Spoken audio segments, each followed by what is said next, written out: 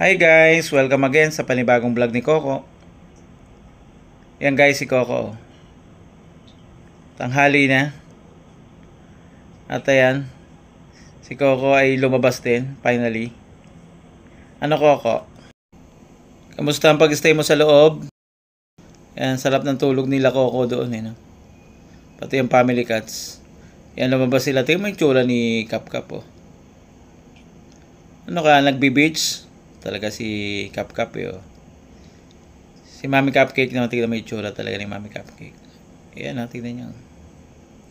Toksido ang itsura. At ito naman isa Yan mo. Tumapat sa aircon, ginaw na ginaw. Si Coco naman pumasok ulit. Ayan. Dahil di siya makalabas, tatanaw-tanaw doon sa ginagawang construction doon sa labas. Ayan guys, si Coco. Ayan, ang dami niyang tama nung lumabas siya. Buti na lang ngayon medyo gumagaling na siya. Huwag lang kakamutin. Ano Coco? Diyan ka lang hang. Stay ka lang muna dito sa loob hang. Yan si Coco. May tsura. Siyempre si Batik. Nakatulog na. Yan ang itsura. Tsaka si Puti. Si Puti naman ang hilig niya doon sa ilalim ng table. Sa may patungan, doon siya natutulog pag giniginaw siya. Pero si Batik, okay lang sa kanya. At ang ating family cats, ayan pag wala si Coco, ayan, nagsisiakyatan. Si Cookies at saka si Kalo. Tignan nyo, naglalampungan yung dalawa.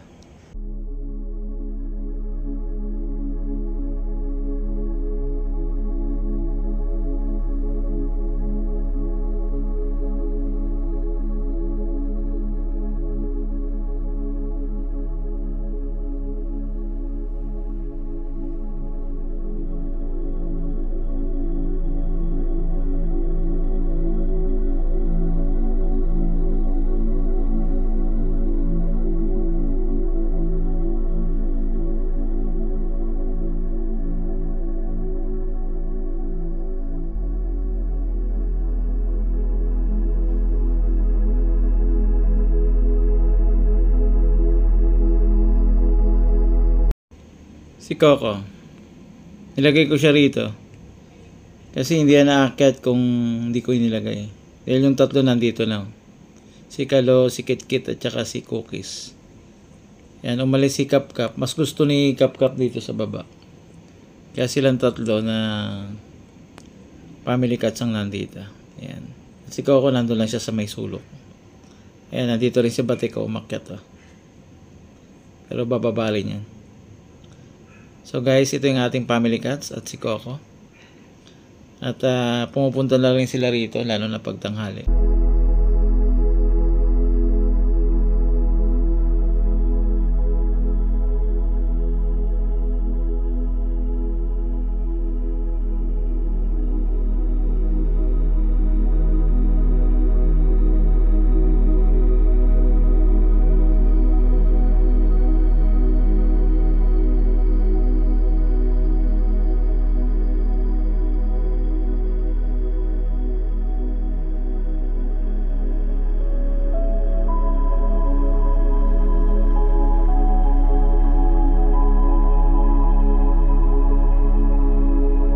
Ang sweet talaga ni Kuya Cap Cap kaya Puti. Ayan natin may tsura. Kataas pa yung paa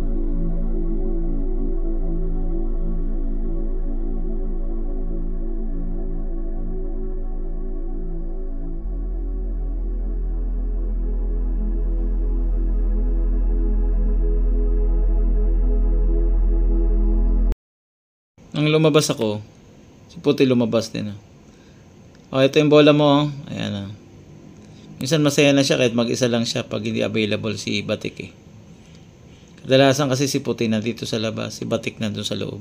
Yan, naglalaro siya mag-isa.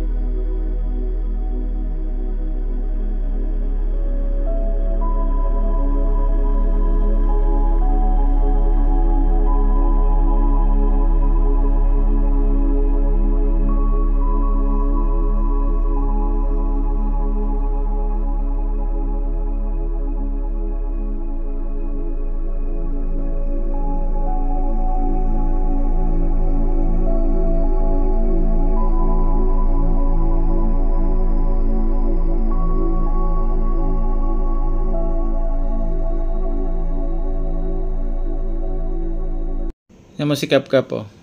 Si Cookies at saka si Kalo. Talagang cool na cool sila rito sa pagiga eh. Kaya madalas nating linisin din dito sa labas. Kasi humihilata silang ganyan dyan sa labas. Para pag pumapasok sila sa loob, malinis pa rin sila.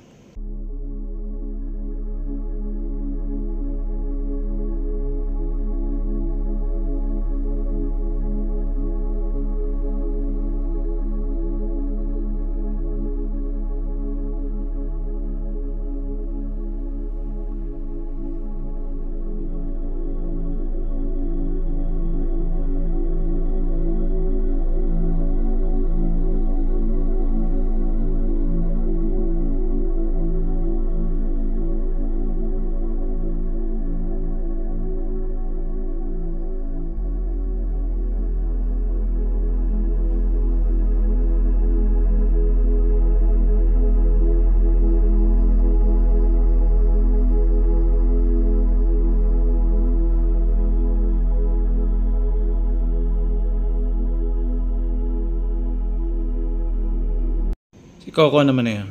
Tatanaw-tanaw lang sa kanila. Nilalapit ko si Coco kasi ayaw ko na karon sila ng discrimination kay Coco. Gusto rin natin na nandyan siya. Yan. Bagamat pag nakikita talaga, nag-ano sila eh, nagigirian sila eh.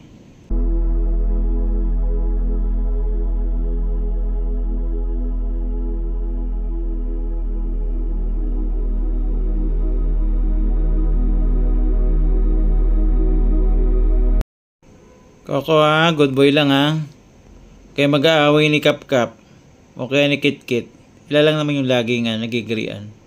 Pero kay Cookies, kay Kalo, kay mami niya, tsaka sa mga anak niya, mga little kittens, okay naman. Ayan guys, dito lang siya.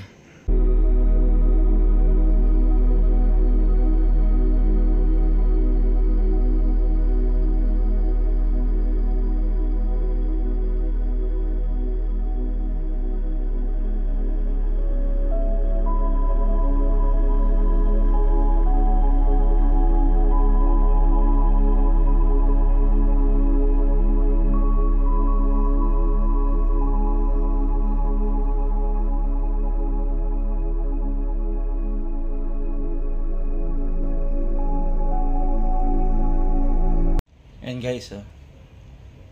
Si Coco gabi na. Ayan oh. Lunod na sa pagtulog.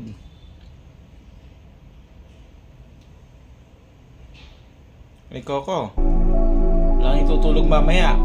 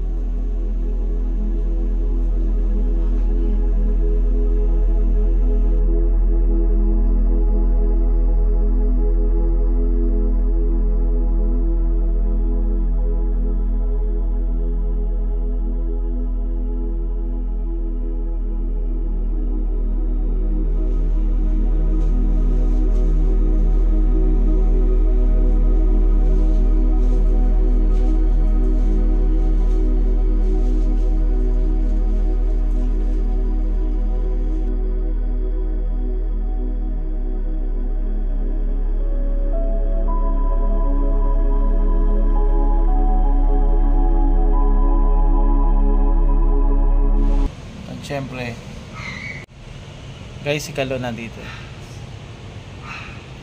Lagi na siya pumipwesto dyan. Si Batik naman nandito.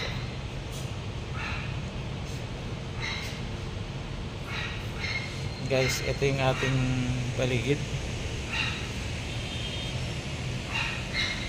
Medyo maingay dito kasi may gumagawa dito sa kabila. Ayan guys, walang bituin sa langit. At nandyan na si Pipito. Malakas ang bagyong to, kaya nawa ay ingat po tayo at nag-enjoy na rin sa labas ang ating mga family cats. Ako, hindi ka lalabas, palating na ang bagyo.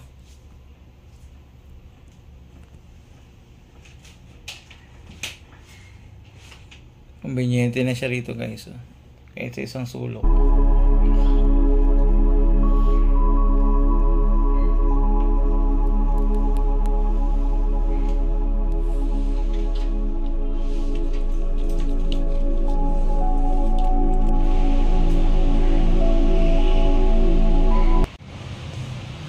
Kap, huwag mong awayin si Coco. Inaaway mo si Coco eh. Ha? Huwag awayin. Ayan guys, gabi na pero gusto niya sumili pa rin sa labas.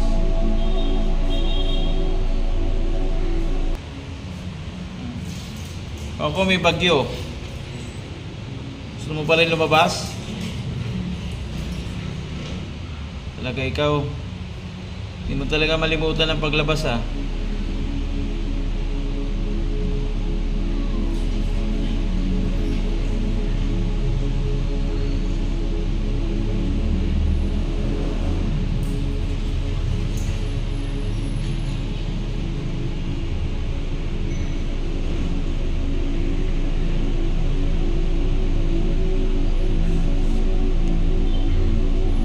Tara na, pasok tayo sa loob.